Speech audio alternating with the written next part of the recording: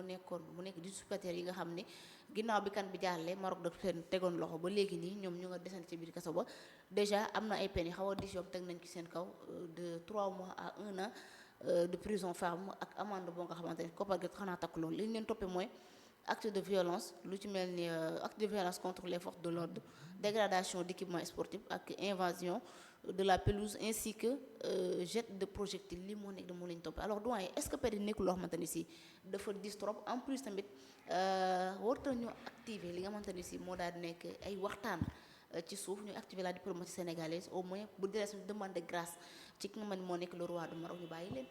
waaw man vraiment je trouve excessif. C'est véritablement excessif ce que la justice marocaine a décidé pour le sort de nos supporters.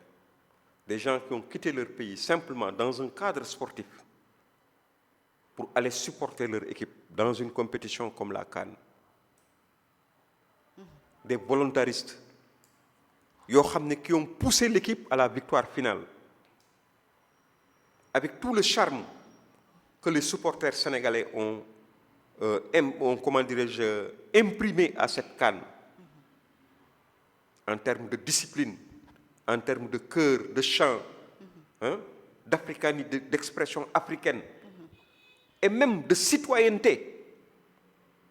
Parce que tout le monde raconte effectivement que nos supporters véritablement ont été à la limite des exemples dans le cadre de la préservation de l'environnement et des stades. dégg naa morceau bant duñ ko bàyyi ginnaaw bu ñu paree match bu ñu seetaan lépp la ñuy for comme ils ont l'habitude de faire ici. Avec les relations extrêmement cordiales qui ont toujours présidé aux destinées du Sénégal et du Maroc, n'est-ce pas? Depuis la nuit des temps, on a vu deux pays yoo xam ni frères, on l'a dit ici, redit, hein? Combien de fois on l'a redit, répété à satiété, hein? Que ces deux pays, tous les liés ces deux pays, géographiquement, humainement, par la religion, hein? et tout, la cohabitation, hein? Des peuples intégrés, hein? Donc ñu ñëw ci lu mel nii am jàpp nañu normalement li waroon am mooy verdict d'apaisement moom waroon am parce que nit deewu ci wala bu nit deewee sax suñu côté la. On avait dit qu'il y avait un Sénégalais qui avait perdu sa vie am na sax ay hein, n'est-ce pas? Kenn taalu foofu tribune, c'est pas du hooliganisme qui s'est exercé ce jour-là. On a vu des stadiers, au contraire, agresser nos supporters. En un moment de trouble, en un moment où les nerfs étaient tendus, parce que nous avons vécu une injustice qui a même conduit notre équipe à quitter le terrain.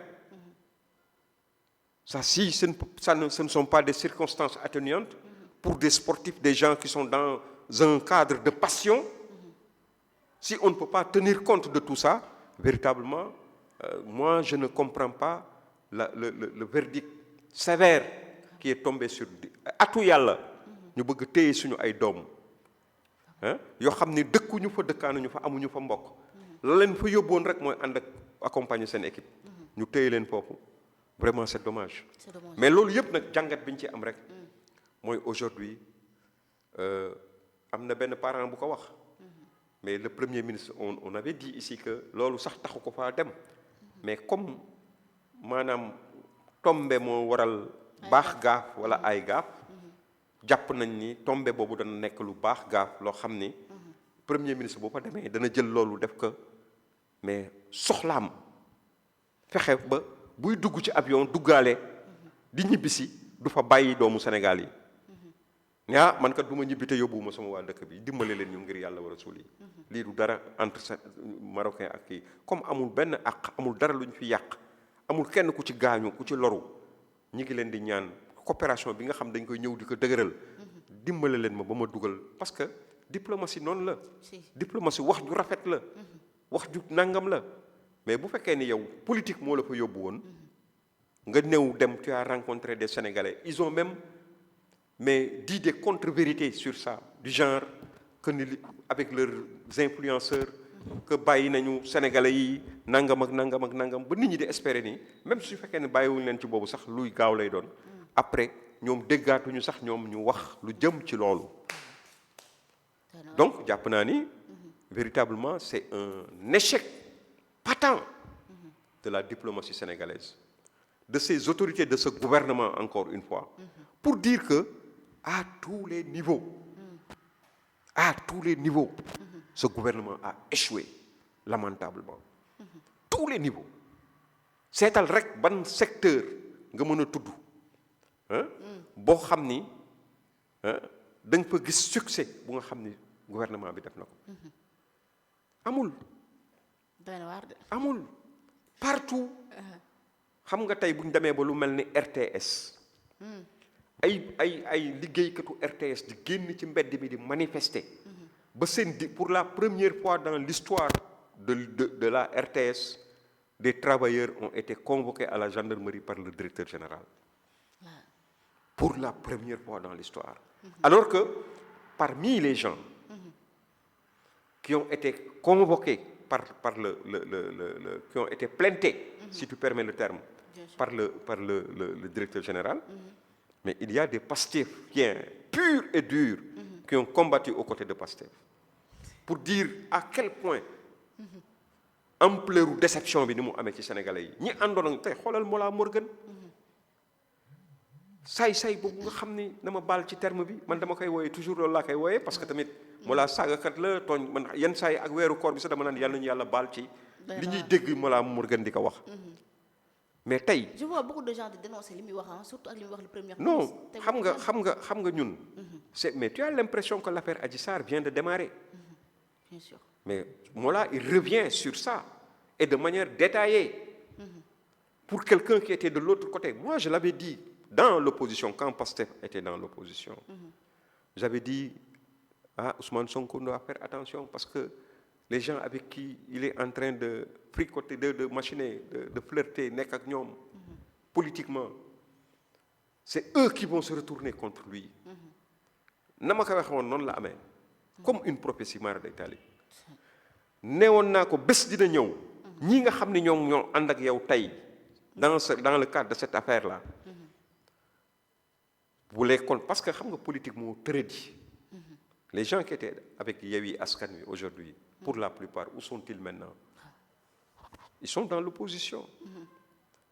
Ceux qui avaient conseillé à Ousmane Sonko à l'époque de ne pas nier mais de dire que c'est un complot. Ils l'ont dénoncé ou ils ne l'ont pas dénoncé? Ils ont dit qu'effectivement, c'est eux-mêmes qui lui ont conseillé de dire que c'est un complot, comme ça a été le cas avec Khalifa Sall et Karim Wade. Parce que politique moo demee noonu parce que yow su fekkee da nga poser ay actes yu tax nit ñooñu ramer à contre-courant mais tout ce qui lu ñu xamoon dañ koy balancer. tey quelqu'un waxoon naa ni les actionnaires. Les gens que j'appelle des actionnaires du projet, des actionnaires majoritaires ou presque majoritaires, des actionnaires importants du projet, c'était les gens qui portaient la communication du projet, surtout au niveau extérieur. C'était des gens peut-être pas très qualifiés en termes de diplôme yu ñu am wala leur intellectualisme, mais qui avaient des langues pendues, di wax à gauche à droite. Tey aujourd'hui barki démb même s'il y en a qui mettent des fois qui sont dans la stratégie de commando CFA ku mel ni ki celui qui est aux États-Unis, je ne voudrais pas prononcer son nom, que tout le monde connaît bien sûr. Kooku tu l'as vu une fois il disait gars yi ngeen ñu waxoon yëpp dara amu ci yéen a fi nekk di bind léegi bind ay livre moo leen tax a jóg. Mais Sénégalais danañ leen ko won danañ leen nangam. Il rame à contre-courant progressivement. Des fois, quand par exemple des actions sont faites à son endroit, je ne sais pas si c'est des espèces trébuchantes ou sonnantes, ou c'est des mots doux, ou c'est des promesses qu'on lui fait, il met la pédale douce, n'est-ce pas? Mais quand par exemple il commence à désespérer, il sort et il dit des ay njaaxum.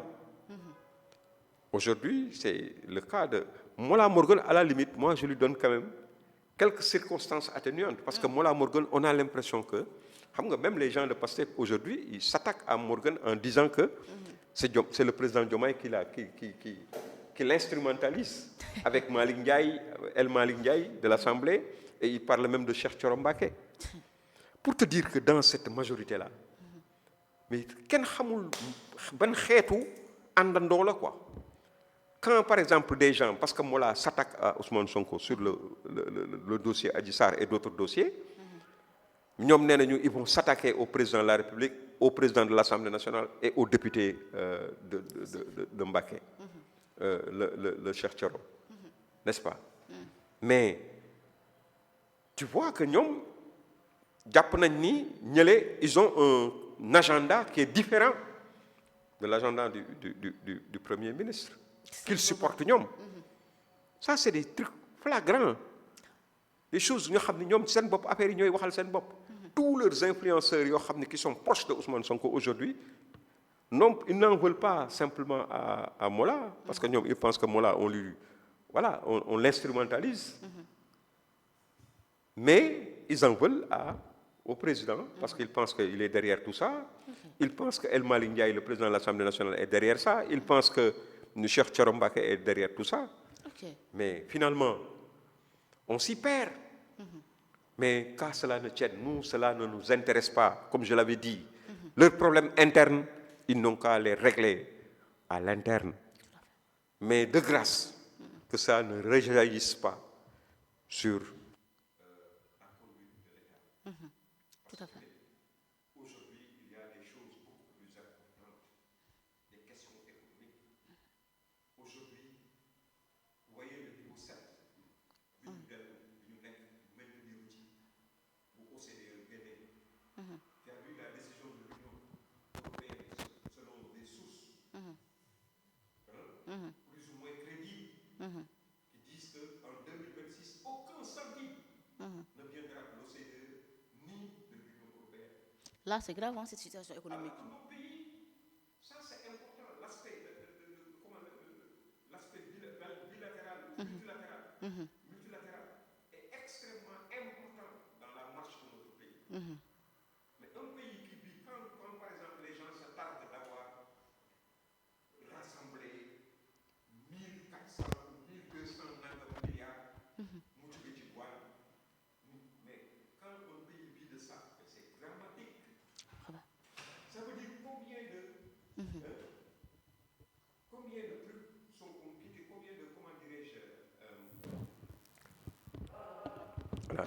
Combien je voulais dire, de milliards ont quitté ce pays pour aller à l'extérieur, pour être injectés dans des économies étrangères, yoo xam ne mooy nécessité ñooñu bu ñuy indi dara fii mu nekk ay droits de douane yu ñu war a fay.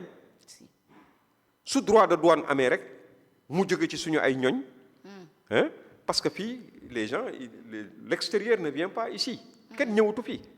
Il y a même des sociétés qui sont en train de déménager. dukki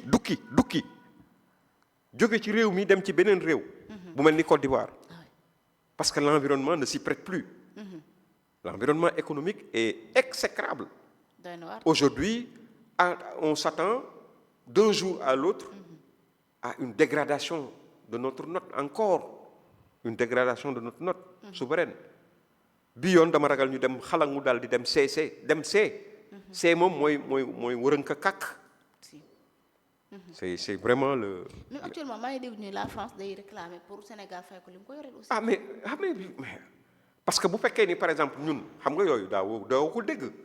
suñu demee nit boo ko amee bu la amee les bor mi ngi mel ne ku nga xam ne day fayeeku bor. dañ ko ma ngoog une dette que ay échéances yoo war a fay te fayuloo ko gars yi buñ ko muñee tuuti pour une situation après dañuy ñëw taxaw ni la nag saa waay jéemal débrouiller wu pour nga fay su ko defee nag léegi mais peut-être que tu vas accepter de faire certaines concessions. xam nga souveraineté bi ngay wax noonu parce que nit ki tamit boo ko amee sur le plan international. mënoo ameel nit te doo ko fay.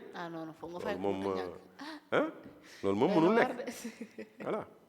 yàlla baax na on va juste attendre ba xam mbir mi fan lay mujj de toute façon mais la situation économique actuellement xanaa doy waar loolu doyen.